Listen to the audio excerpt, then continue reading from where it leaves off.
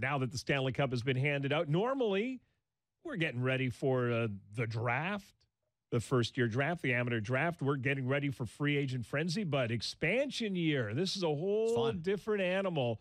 And who can you protect? Who's going to end up on different teams? What kind of trades will be made so that teams can keep some of the players that they want to keep without having the expansion team scoop them up? NHL editor and writer from SportsNet.ca, Luke Fox. He's been busy with his Maple Leafs expansion draft preview. Good morning, Luke. How you doing? Good morning, guys. I'm doing well. How are you? Terrific. Looking forward to this. The expansion draft, it doesn't come around very often, and the Leafs are in an interesting position. No doubt you don't want to lose a good player. How's that going to work for the Leafs?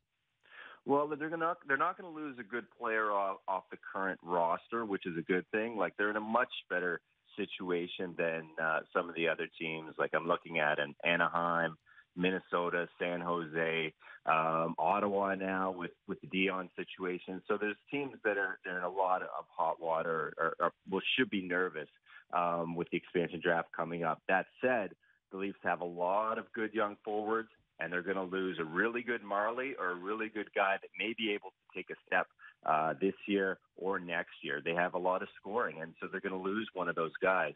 But when I did the exercise yesterday, one of the things that really stood out is the Leafs don't have guys with no movement clauses, and that's what's causing a lot of problems for some of the other 29 teams that have to submit these lists to Vegas on Saturday. So they do have a bit more flexibility, but there's no way around it. They can't protect all their good young forwards.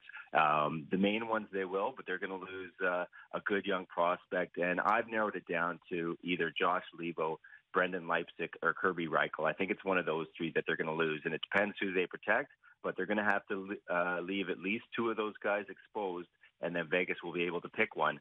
That said, they could try and swing a side deal, and I wouldn't put it past Lou Lamoriello for trying to work some other sort of deal out. So there are other possibilities out there. Luke Fox joining us, Brady and Price. Yeah, when you mentioned that, because we've all heard around the league, nobody's got three young forwards, and that's been established like Matthews, Marner, Nylander. But when you go with players over 25, it's exercises like the one you went through that tell us the Leafs don't have near as much depth with older players that the Wild do, the Sharks do, the Penguins do, the really established franchises. This is still a real work in progress. And as a result, there's not even that much to protect for the Leafs for older players. No, and what was really interesting was on the defense. The most you can protect is three defensemen, and really when you take out the guys that are exempt, the only two guys you really need to protect are Morgan Rielly and Jake Gardiner, so that's no problem. Mm-hmm. I have them protecting Connor Carrick as well, but especially on defense, you realize how quickly how thin they are. And because of that, in theory, they could pick up if they want to swing a trade with a team like an Anaheim, although it was reported that Anaheim has already worked out its own side deal with Vegas ahead of this. But like an Anaheim or a Minnesota, maybe something could happen even before Saturday because then a trade freeze kicks in. But yeah, when you really drill down and look at the roster, you realize how deep they are at forward and how thin they are on defense. You mentioned Jay Leivo, that he could be one of the guys, and you get the feeling, and Josh Leivo, the way that he was used last year, the way he couldn't get back into the lineup, despite the fact that he was putting up points, that perhaps the coaching staff was not enamored with part of his game, and that may be one of the reasons they wouldn't be that disappointed to see him go, which is disappointing for me.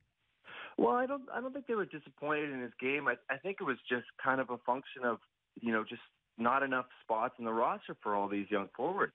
But yes, he did impress, like 10 points in 13 games. But you factor in that he only played 5 games for the Marlies, and that's a lot of time just skating around, being a black ace. He only got in 18 professional games last year. So, I had a chance to talk to him a couple of times last year, and, if he was frustrated, he hit it very well. He's like saying all the right things, doing all the right things. His teammates loved him. He was really loved in the room. So, if he doesn't get picked, I think he has a great chance to crack the roster and, get in more games this year. That said, he will probably be left unprotected. I think he's a guy that could be left unprotected because, and I got some bashing on Twitter for this, but I have the Leafs protecting Matt Martin. I think they will. Yeah, I do too. A lot of fans don't like that contract, but I think he's integral to that room, integral to that team. I think Mike Babcock really likes to have a guy that will stick up for those young guys. So I think they will protect him, and I think leaving him unprotected, even if you don't think they're going to take him, sends the wrong message to Matt Martin, and it sends the wrong message to that team. So, by default, I think a guy like Leivo could be left unprotected.